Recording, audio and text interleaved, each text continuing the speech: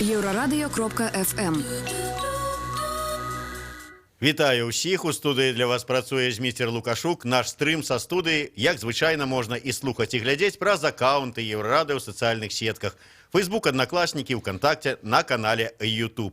26 липня мінський викладчик Сергей Альшевский подав у суд на чиновников Міністерства адукації. Причиной стала перапоўненасць класаў, і гэта перапоўненасць тычыцца не толькі Мінска, але калі паглядзець статыстыку, то і большасці школ нашай краіны. Пра прэтэнзіі і гэту і іншую Сергея Альшевскага да Міністэрства адукацыі мы сёння з ім і пагаворым у нашым жывым эфіры. Добрый дзень, Сергей. Добрый дзень. Сергей Альшевскі быў у нас у эфіры тыдзень, можа, крыху болей таму. Говорили мы таксама про адукацию, а докладней про его такой эксперимент, калі он методом тыка проходил, сдавал тестование. И, Сергей, по выніку я так памятаю, что вы так методом тыка вельмі добра ўсё здали, асабліва вам добра даўся китайская мова далася добра. Але вот на сёння вы уже ведаете, у якія ВНУ вы со своими методотычными баллами можете пройти? Наверное, буду по-русски, будет так немножко проще и быстрее. Ряд университетов уже опубликовали проходные баллы. Большинство пока не опубликовало, потому что, будем считать, потому что просто нету, наверное, времени. Хотя в прошлые годы достаточно быстро они публиковали проходные баллы. Например, в Барановиче я прохожу на охрану труда, там что-то в сельском секторе, по 2 профильным экзаменам. В ГАТУ прохожу, то есть, на самом деле, даже в ГАТУ, Белорусский государственный аграрно-технический университет, прохожу на одну специальность. В БНТУ, там пусть, конечно, журналисты говорят, что специальность военная, но на военную специальность я тоже прохожу. Журналисты Тутбая сказали, что, не все там так просто, что нужна медкомиссия, ФИЗО, но получается, что моя классная говорила правильно, дурные эмоции иди в армию. То есть, там балл 162 или 164 проходной на ту специальность было, и 2 человека подавало документы, конкурс 2, 1 человек на место. Но все же нужно обратить внимание на такие специальности. Ведь суть эксперимента была не поступить, а показать, куда у меня хватает баллов. Более того, я смогу сказать, что у меня хватает баллов на бюджет, а если хватает на бюджет, то на платное будет хватать еще больше. Посмотрим. Мы подготовим, на самом деле, публикацию по итогам того, если все вузы опубликуют проходные баллы. Но пока вузы поступают хитро, они публикуют списки зачисленных, но проходные баллы почему-то остаются в тени. Таким чином, атрымліваецца, что можно не вучыцца ў школе, быть каким-нибудь двоечником, троечником, потом прийти вот так вот натыкать и, по крайней мере, на Барановиче поступить на ахову працы. Знаете, я могу сказать, что на самом деле очень обидно, и я такую завесу приоткрою. Вот сейчас материал, над которым мы работаем, это минимально проходные пороговые баллы на некоторые специальности. Например, я хочу просто обратить внимание на сельское хозяйство. Минимальный балл, который на ЦТ считается положительным, это 7 баллов из 100. Условно говоря, это единица по 10-бальной системе оценок. Если посмотреть в нормы оценивания, знаете, вот тут как раз-таки тот анекдот вспоминается, когда профессор пришел на занятие и спрашивает как меня зовут, какая кафедра, какого цвета книга, и студенты говорят, вот валят. 7 баллов, вот это вот уровень, что ты можешь ответить на вопрос, какой это урок, какого цвета учебник, сказал 2 слова, меня зовут Марья Ивановна, или еще что-нибудь, и тебе уже ставят эту единицу. И такие люди могут поступать на сельское, специальности, связанные с сельским хозяйством. Но потом мы, извините за грубость, но уже просто на самом деле наболело, а потом мы будем на всю Беларусь обсуждать вопрос, почему у нас коровы в дерьме стоят. Вот и все. Это уже просто у меня на самом деле уже этот вопрос переполняет грань дозволенного, и все, что дальше начинается, это уже будут не просто слова, не просто публикации, это будет жалоба в суд, это будут конкретные действия. Потому что, так дальше нельзя. Зато это открывае магчымасці усім займець вышэйшую адукацыю? Знаете, я ничего не имею против того, что в университет могут прийти любые люди, послушать ту или иную лекцию, если это им интересно. Но вы понимаете, ну вот я приведу пример. Там 164-162 балла проходной балл в БНТУ на военную специальность. Через 4 года этот человек получит автомат, а потом мы будем сопереживать делу Коршича очередного. Подчеркну, это вопрос, а не утверждение. Не факт, что там что-то произойдет, но 164 по там, средний балл аттестата по Беларуси порядка 80, и 3 сертификата надо набрать 80. То есть, ну, это как раз-таки 25 там где-то баллов человек набирает как бы в среднем по предмету. 25 это тройка, даже не дотягивает. Тройка, там 25, ну это, условно говоря, двойка по советской системе. То есть ничего человек не знает, и он получит автомат и себе солдат в подчинение. Или вы вот, ну, или вот мы наивно полагаем, что за 4 года произойдет чудо, за 11 лет чудо не произошло, его не подготовили, а за 4 года произойдет в университете чудо, и вот будет, все могут учиться, ну, учитесь, есть свободные курсы, видеолекции. Университет, высшее образование должно быть высшим образованием, как бы, чтобы туда шли действительно умные, талантливые люди, и тогда у нас будет реальная экономика, а не то, что сейчас происходит. Сельское хозяйство с 7 баллами, ну, все в порядке, но с сельским хозяйством, там, я уже сказал некрасивую фразу. Сергей, ну вот вы уже не першы раз на гэтую тему таким вот сур'ёзным і эмацыйным спічам так выдаеце, але Мінадукацыі, у іх ёсць свае нейкія аргументы на карысць усёй гэтай сістэмы, якую яны запусцілі. Можа быць, праўда, яна дзе-то пасярэдзіне? Понимаете, там, ноябрь 2018 года мы с Евгением Левиантом начали поднимать тему изменения методики. Была озвучена какая формулировка? Старая методика не соответствует, баллы старой методики не соответствуют школьному аттестату. Новая методика приводит баллы аттестата в соответствие. Если это допустить и сказать так, то к чему тогда было последнее утверждение Миксюка, директора РИКСа, о том, что новая методика оценивает правильно баллы худших учеников, а вот с лучшими немножко там уже как бы не то. Ну, то есть они сами себе противоречат. Если вот просто взять тезисы всех их выступлений, да, мы делаем информационный повод, даем повод, заявляем с аргументами, они, условно говоря, оправдываются и ищут какое-то оправдание. Мы показываем, что их оправдание не работает, они придумывают новое, которое противоречит предыдущему. Ну, они, ну вот можно сколько угодно долго оправдываться, а можно просто взять и признать, есть проблема в образовании. Они могли бы долго оправдываться, если бы мы не нашли статистику результатов ЦТ. Эта статистика показала, что есть школы из года в год выдают там средний балл 80, и у них балл ЦТ соответствует баллу аттестата. Так что получается? Есть школы, у которых соответствует, а есть школы, у которых не соответствует. Так может быть проблема не в методике оценки, а проблема в школах? Может быть, не проблема в том, что вузы просто берут уже всех, кого угодно, лишь бы учиться, в большинстве своем. Да, есть там условно элитные вузы, элитные специальности, но, ребята, программистам нужно что-то есть, нужно во что-то одеваться, нужно где-то жить, а на эти специальности они не являются там престижными. В конце концов, их детей нужно кому-то учить, и когда там со 180 баллами ты можешь претендовать на специальность преподавателя, чему может научить в физике преподаватель, который методом тыка, не зная ничего, набирает там, сколько там хоть по физике было, 28 баллов, и я могу чему-то учить? Когда мне говорят о том, что ты же не доучишься, если у тебя 0 в голове. Я всегда, вот с сегодняшнего дня я уже открыто предлагаю, зайдите на Белстат и посмотрите статистику по годам, сколько поступило и сколько выпустилось. И вы увидите, что фактически все, кто поступил, выпускаются. Ну, очевидно, проблема есть, ее нужно решать.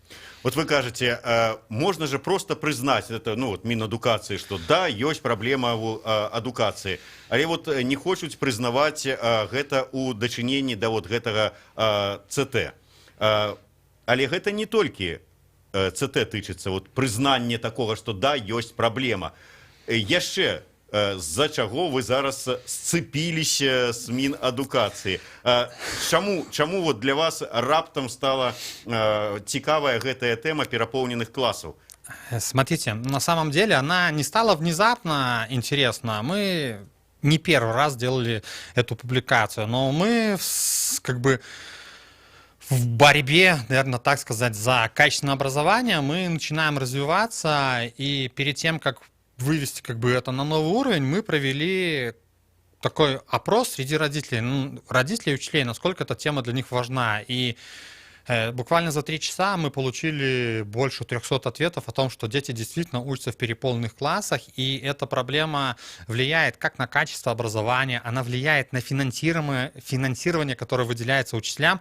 Это оказалась важная проблема. И, естественно, мы написали, обратились в Министерство образования. На момент обращения у нас были их официальные данные, но мы попросили их представить эти данные и сказать, какие меры они приняли по этому вопросу. Почему мы задали этот вопрос? Забегая вперед, год назад Министерство образования анонсировало изменения в кодекс. И своими изменениями в кодекс они хотят эту проблему замылить. Сделать так, чтобы хоть 100 человек в классе делайте как бы на откуп руководства. Мы считаем, что это неверно. Мы обратились к ним и попросили сказать, вот, например, с 2013 года наблюдается тенденция к росту переполненных классов. А это прямое нарушение требований Кодекса об образовании. Мы у них спросили, какие меры вы приняли. Ну, понятно, есть кодекс, это точное требование, которое нужно выполнять. Ну, это закон. Как бы, условно говоря, по уровням закона, если отбросить указы президента, это второй закон после Конституции. То есть, ну, понятно, что для меня это свято. Министерство мне отвечает, есть Санпин, и вообще директор школы принимает решение. Ну, ребята, я вас спрашиваю про ФОМУ, вы мне про ЕРЕМу? И в этом же ответе вы мне предлагаете пойти в суд, поэтому, ну, наверное, уже достигнута та стадия накала, после которой мы перестали просто говорить правду, мы будем действовать, и мы будем действовать в рамках закона для того, чтобы происходили там мирные изменения, и это там, условно говоря, одно из немногих направлений, которым я буду заниматься в ближайшее время. Вот. Мы сказали, что переполненные классы, да, для Минска это проблема, я ведаю, але вот на початку я сказал, что проблема не только для Минска, але для регионов. Накольки для регионов менавіта эта проблема? Ну, смотрите, вот у меня статистика прямо на экране ноутбука, не знаю, будет ли видно, не будет, как бы, но вот я скажу, что по республике, например, начиная с 2011 года, классы, в которых больше 25 человек, с 7,5% выросло до 14%. Это свыше 25. Хотя в кодексе есть классы, для которых ограничение 20, это первые, четвертые, а 5-11 25 человек. Для гимназий тоже 20 человек. Но я беру 25, это уже такой как бы беспредел, который там уже однозначно 14%. Ну, какую область хотите? Называйте область, я вам скажу цифру. Ну, давайте Гомельскую возьмем. Ну все, берем Гомельскую область. По Гомельской области сейчас подгрузится статистика. Так, грузится. Так, почему-то выбрался Минск. Так. По Минску, к слову, где больше 25 ребят, 55%. По Гомельской области 25%. 25%, да. 26,9%, где от 21 до 25. То есть понятно, что в этом проценте тоже есть классы, где должно быть 20, но есть переполняемость. То есть, ну, как бы особо остро стоит эта проблема в Минске. Ну, я уже говорил, там 55%, где больше 25 учеников, но вы сами понимаете. И в это же время мы спокойно $250 миллионов тратим на европейские игры. Мы перервемся на невеличкую паузу. Короткий выпуск новинок на Еврорадио. Я нагадаю, что у нас у гостях выкладчик Сергей Альшевский. Говорим про то, что отбывается у нас у адукации.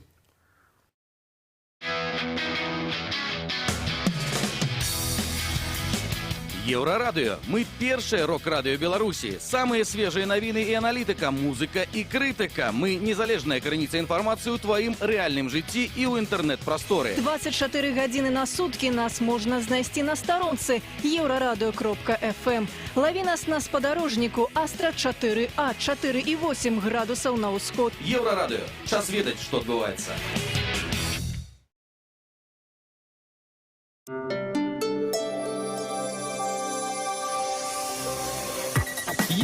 Єврорадіо. Новини – наша справа.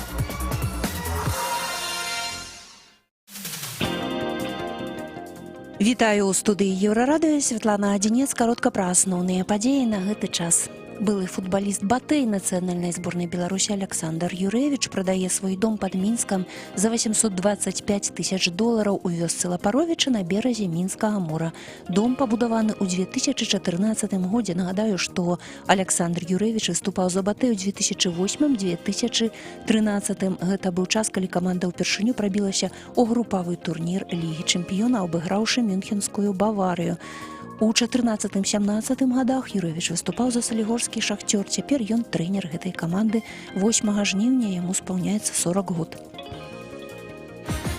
Папраўляецца паранены ў Турцыі беларускі дыпламат Александр Паганшаў. Ягоны стан ужо не выклікае асцярог. Пра гэта паведаміў пасол Беларусі ў Турцыі Андрэй Савіных.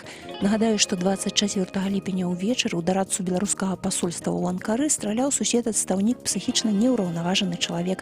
Пасля ён застрэліўся. 4 кулі не закранулі жыццёва важных органаў нашага дыпламата, адзначыў міністр замежных справаў Уладзімір Макей. Ён не бачыць ніякай палітыкі ў тым, што адбылося. Скарацілі тэрмін зняволення экс-кіраўніка ўпраўлення рынку Мінгарвыканкама Сергею Барысевічу з 14 да 13 гадоў папраўчай калоніі. Быў выключаны са справаў адзін з эпізодаў хабарніцтва. На гэта і зрэагаваў Верхоўны суд Беларусі. Таксама скараціў тэрмін зняволення з 10 да 9 гадоў Марыне Марозавай, былой дырэктарцы камбіната школьнага харчавання Заводскага раёну сталіцы, якая таксама была асуджаная за хабарніцтва.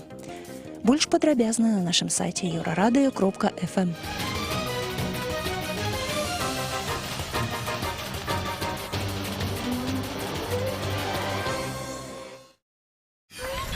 Euraradыё.fm.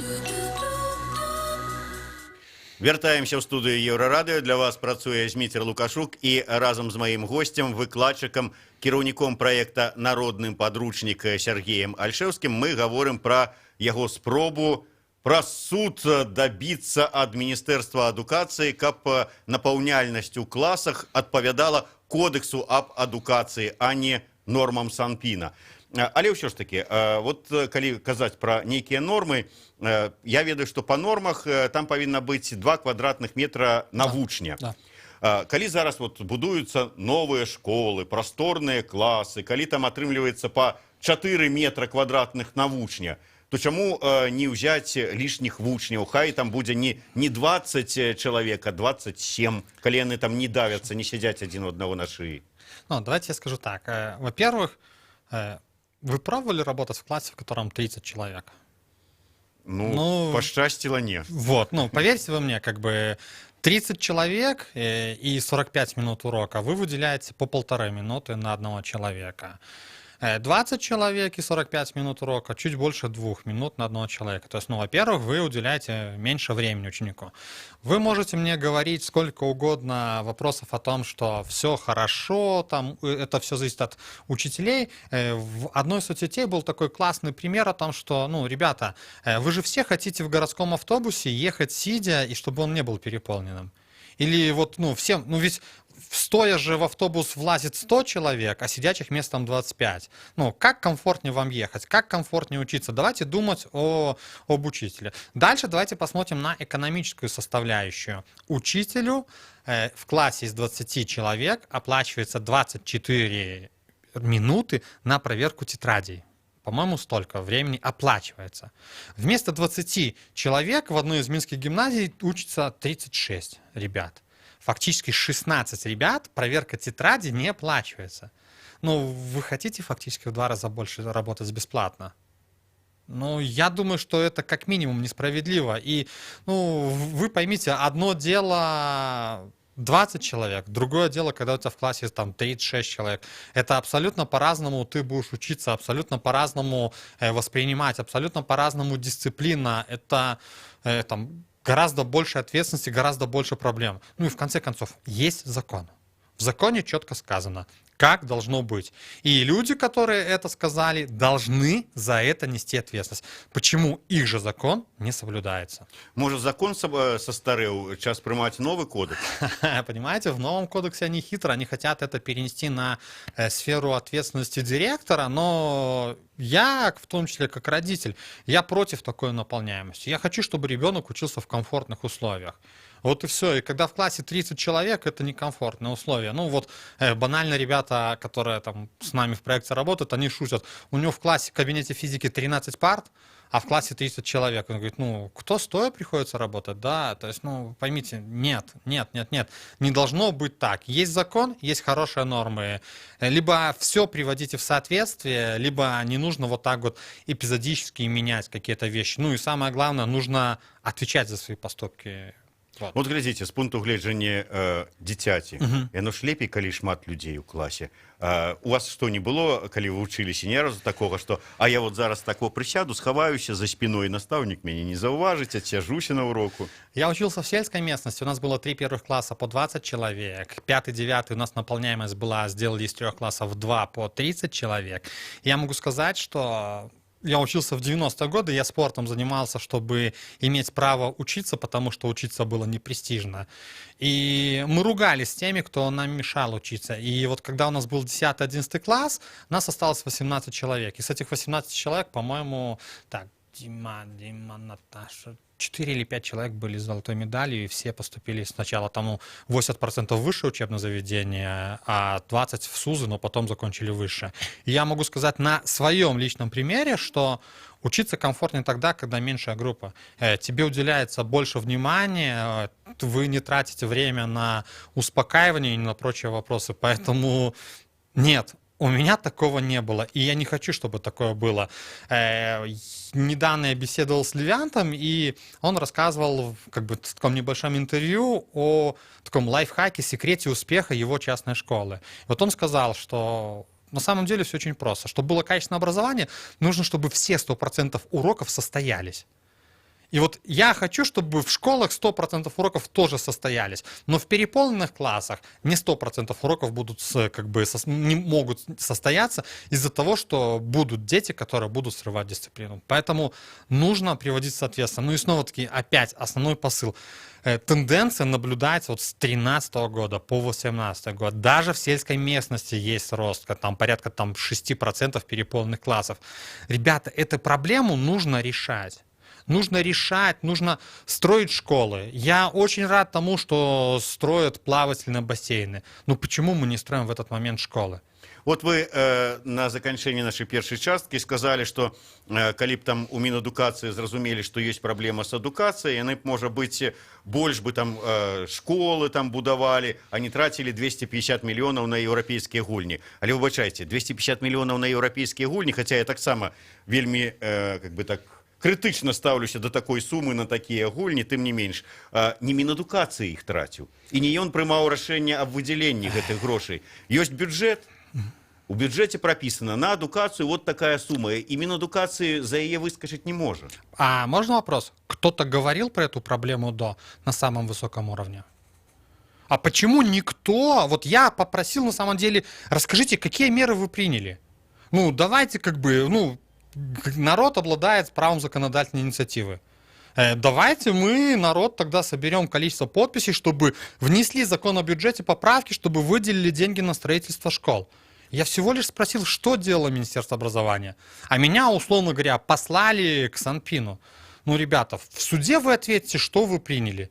И дальше мы будем принимать следующие шаги и следующие действия. Как бы. Ну, уже там, анонсируя вперед, я могу сказать, что будет с моей стороны сделана 3-я попытка участвовать в выборах, и я ее сделаю как бы уже более осознанно, более взросло. Президентских?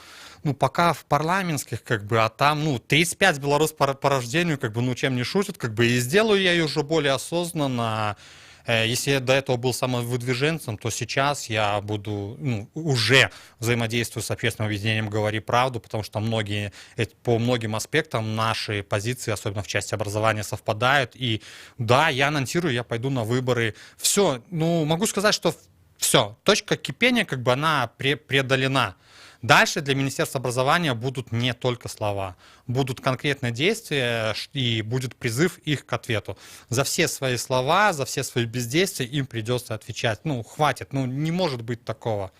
Вот мне падабаецца моя праца. Алена Анісім у нас у прамым эфіры заявіла, упершыню зрабіла заяву, што ідзе на прэзідэнцкія выбары. Сергей Альшэўскі зрабіў прызнанне, што ідзе на парламенцкія выбары, анансаваў іх. Вот далей будзем камунікаваць у тым ліку як з патэнцыйным кандыдатам у дэпутаты Палаты прадстаўнікоў.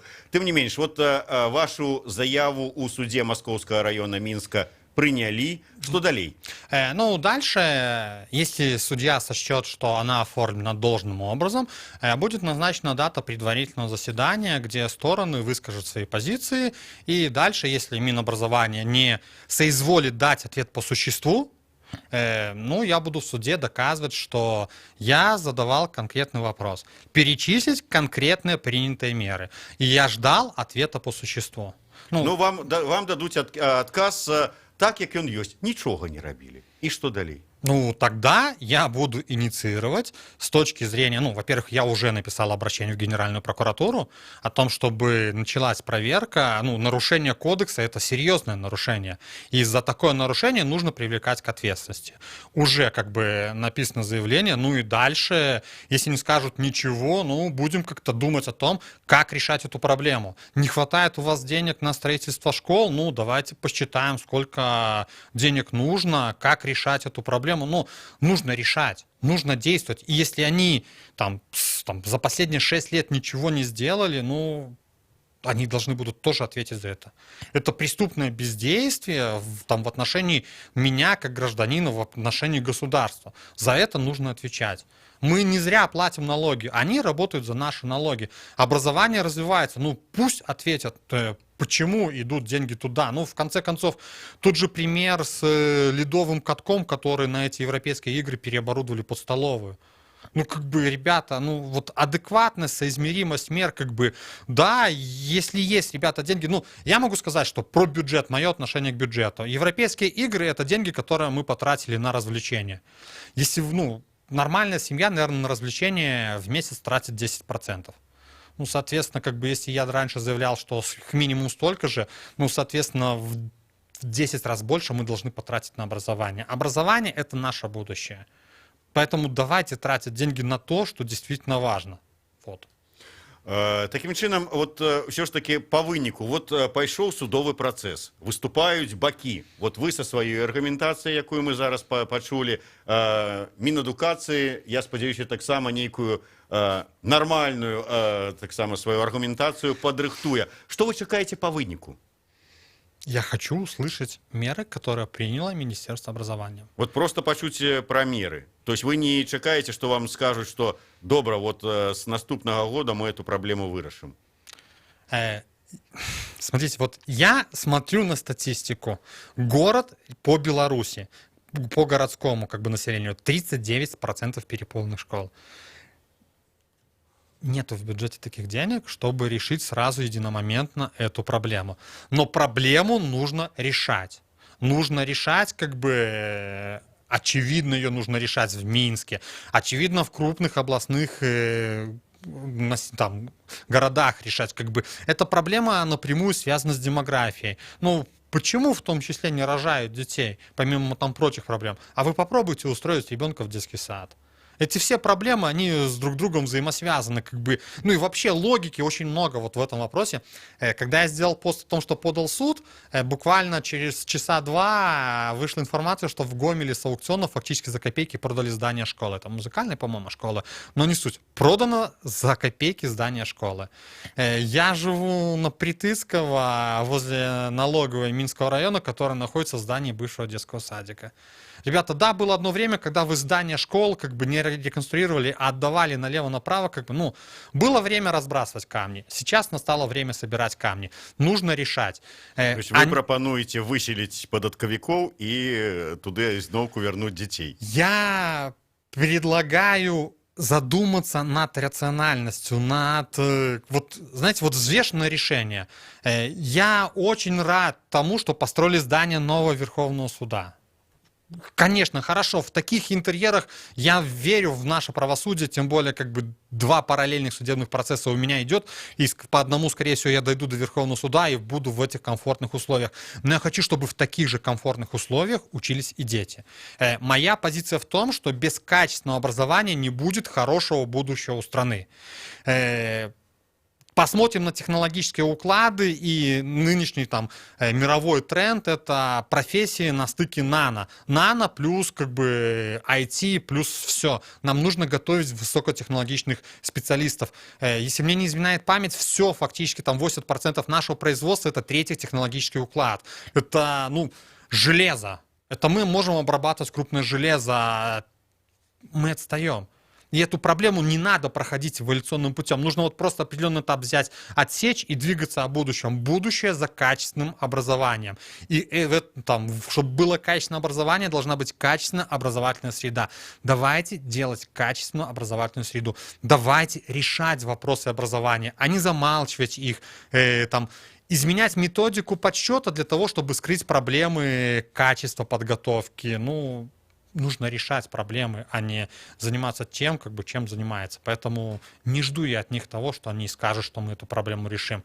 Я хочу, чтобы эту проблему начали решать, а не просто в очередной раз замолчали еще одну важную проблему. Ви вже не перший раз піднімаєте гострі теми. Мені просто цікаво, у цивілізованих країнах, як ми це кажемо, ну от можуть таке здаритися, що чиновники от нечто роблять так, як вони лічать потрібним. Але як тільки люди, громадство зауважають і кажуть: чиновники, ви що? Що ви творите? Громадське міркування, но має значення. У нас оно має значення? Понимаете, как вам так сказать? Наверное, я буду говорить правду. Поднимая эту тему, мы общаемся со многими экспертами, которые в том числе работают в государственной системе образования. Я получаю обратную связь. На каждое фактически наше заявление, там, на некоторых информационных площадках появляются контраргументы там, ну, смешного уровня, но получается. Они вынуждены реагировать. И если там некоторые люди считают, что это не действует, это как раз-таки действует. Они вынуждены на это реагировать. Сегодняшняя как бы волна негатива — это реакция, условно говоря, представителя пресс-службы Министерства образования на интервью Бабарика, которое просто переворачивается с ног на голову. Они вынуждены на это реагировать, как бы, но их реакция пока меня не устраивает тем, что они просто пытаются выкрутиться. Сейчас все дальнейшие там, мои шаги будут так, что я не буду просто делать информационное там заявление, информационный повод. Я буду после этого повода делать конкретное действие для того, чтобы устранить эту проблему. Вот и все. Паслухаць вас, так Мінадукацыя і ввогуле беларуская адукацыя — это суцэльная праблема. І ЦТ, і перапоўненыя класы, а сюды можна дабавіць яшчэ і прымусовую падпіску, і збор грошай на ремонт класаў, і чаго толькі не дабавіць. И отрымливается, что можно его ввогуле скасовать, это Минэдукацию. В свое время мы считали статистику по людям, занятых в системе образования, и есть такая шутка о том, что если убрать этих минимум 100 тысяч непонятных людей, то хуже точно не станет. Вот я вам честно скажу, что если признать, что у нас сейчас хорошее образование, и убрать областные управления образования, ну вот просто оставить школы, оставить университеты как самостоятельные структуры, в рамках действующего законодательства признать, что оно идеально, хуже реально не будет. Будет только лучше. Будем спадзявацца, што калі дэпутатам палаты прадстаўнікоў стане Сергей Альшэўскі, сітуацыя пачне выпраўляцца. Такім чынам, чакаем працягу судовага працэсу Сергея Альшэўскі супраць Мінадукацыі. Чым скончыцца, Еўрарадыё будзе сачыць. Сергей Альшэўскі, Зміцер Лукашук, а 16-й у нас у эфіры. Хлопцы з Баранович, якія на старым «Жигулі» 77-го года выпуску даехалі з Баранович да Марселю і абратна. Слухайте и глядите нас.